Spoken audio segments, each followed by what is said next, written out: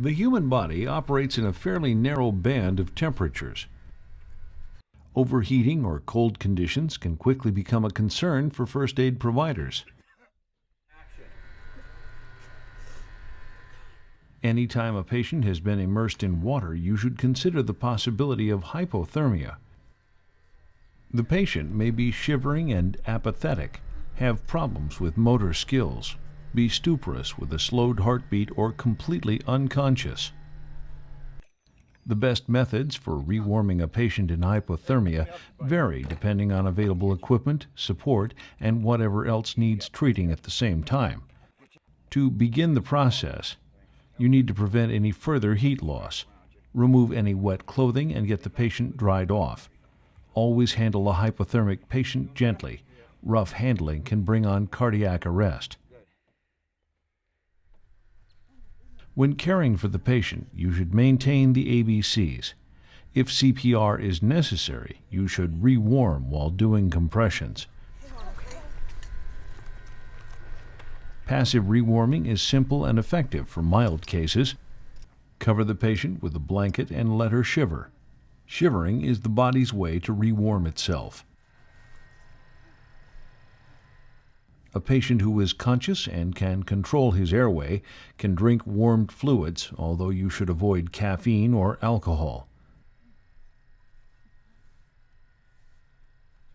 For patients with moderate to severe hypothermia, you will need more aggressive warming strategies.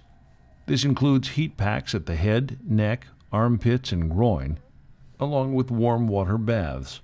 On a boat, you can get enough warm water from the engine or compressor cooling system.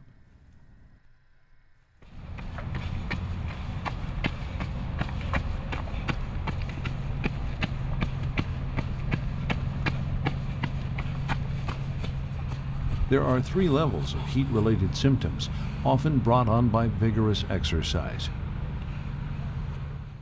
Heat cramps are painful muscle spasms, most often in the calves, arms, abdominal muscles, and back. First aid for these symptoms includes rest, cooling off, and rehydrating. Stretching, icing, and massaging the cramps may help as well. The signs and symptoms of heat exhaustion include a rapid pulse, dizziness, anxiety, irritability, headache, and visual disturbances. The patient will also display normal to slightly elevated body temperatures and flushed, sweaty skin. If you are aiding a patient with heat exhaustion, you should keep him calm and cool him off slowly. Get him out of the heat and into air conditioning if available. If he is conscious and in control of his airway, you can give him fluids to rehydrate him. Oh man, yeah, thanks. All right, no problem. Yeah. Heat stroke is a more serious condition where the patient has a rapid pulse and red, hot, dry skin. The patient may also have a headache and exhibit weakness, dizziness, anxiety, and fatigue. You need to rapidly and aggressively lower the patient's body core temperature. You should remove his clothing and cover him with a cool, water-soaked blanket. Get him in air conditioning if it is available.